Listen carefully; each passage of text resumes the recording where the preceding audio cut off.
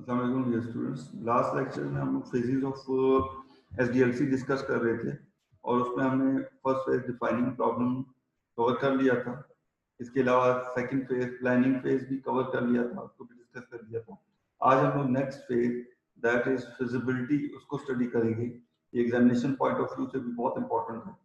तो feasibility study क्या है?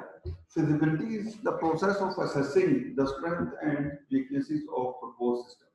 यानी फिजिबिलिटी स्टडी से आप अपने जो सिस्टम आपने प्रपोज किया है, जो सॉफ्टवेयर बनाने जा रहे हो, जो प्रोजेक्ट बनाने जा रहे हो, उसकी स्ट्रेंथ, स्ट्रॉन्ग पॉइंट और उसके वीक पॉइंट जो है वो असेस करने के लिए ये स्टडी की जाती है। इसके अलावा it present the direction of activities that will improve a project and achieve required result. इसके अलावा ये आपकी आपकी डायरेक्शन को अचीव करने के, रिक्वायर्ड रिजल्ट को अचीव करने के लिए जो है वो जरूरी है फिजिबिलिटी। इसके अलावा feasibility study determines whether the project is technically, financially, legally and operationally feasible within the estimated cost and time।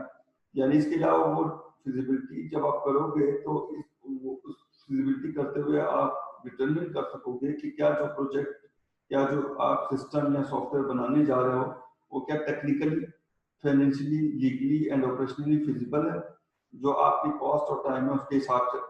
अभी टेक्निकली, फाइनेंशियली, लीगली और ऑपरेशनली का क्या मतलब है, यही जो है फिजिबिलिटी की टाइप्स भी हैं जो नेक्स्ट हमने टॉपिक कवर करना है, that is types of feasibility, जिसमें technical feasible it is used to determine the level and type of technology needed for the system.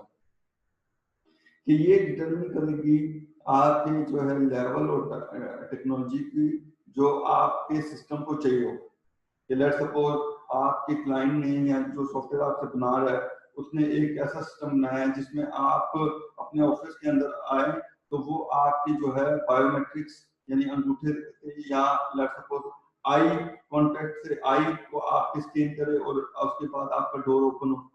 अब ये टेक्नोलॉजी आप देखोगे कि क्या पाकिस्तान के हिसाब से या कोयटा के हिसाब से फिजिबल है जिधर आप ये सॉफ्टवेयर बनाने जा रहे हो, तो it this is known as technical feasibility for the system. ठीक है।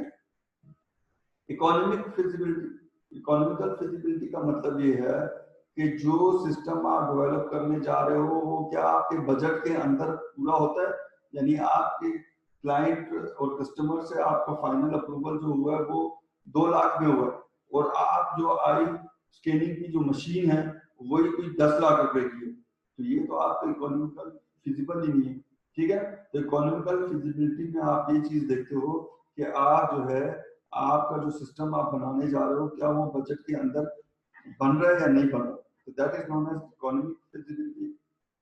Next is operational feasibility. Operational feasibility का मतलब ये है it is used to determine how well the proposed system will solve the problem. कि आपका जो जब आपका एक सिस्टम बन जाएगा तो आपका जो सिस्टम है या सॉफ्टवेयर है वो कितने बेहतर तरीके से जो है वो आपकी प्रॉब्लम को सॉल्व करेगा। फॉर एग्जाम्पल जैसे आप किसी डिपार्टमेंटल स्टोर में जाते हैं, जैसे आप एमडीएस में चले जाएं तो आप जो है वो कोई चीज परचेज करते हैं और उसके बाद आपको एक रिसीट दे देते हैं। ठीक है ना।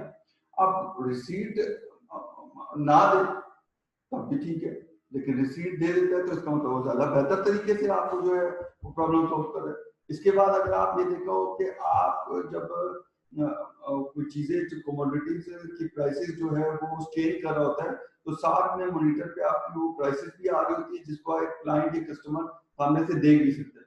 तो कहने का मतलब ये है कि वो ऑपरेशनली बहुत अच्छे तरीके से परफॉर्म कर रहा होता है, वरना अदरवाइज ये भी हो सकता है कि वो आपको सामने मॉनिटर पे कुछ भी ना रहा है, फाइनली आप जो आपका सेल्समैन है वो आपको बकाया पैसे दे दे, लेकिन आपको बकायदा रसीद मिलती है, एक एक आइटम का जो है नाम लिखा होता है, पर क्वांटिटी जो है प्राइस लिखी होती है, टोटल प्राइस लिखी होती है, कितने पैसे आपने दिए, कितने वापस मिले, ये सारा कुछ लिखा होता है। तो that is known as operational feasibility कि आपका जो प्रपोज सिस्टम है वो कितने बेहतर तरीके से जो है ऑपरेशनली काम करेगा और प्रॉब्लम को सॉल्व करेगा।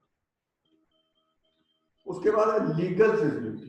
लीगल का मतलब होता है कि आपने कोई जो सॉफ्टवेयर बनाने जा रहे हो किसी का चोरी तो नहीं किया हुआ, पता चले किसी ने पहले बनाया हुआ एग्जैक्ट आप उसी की कॉपी करके बना रहे हो, कोई लोगो लगा दिए, वो लोगो जो है वो पहले से कोई यूज कर रहा है, तो इस तरह के इश्यूज को भी जो है वो आपने देखना है, और इसको हम कहेंगे लीगल फिजिबिलिटी, इसको हम कहेंगे लीगल फिजिबिलिटी।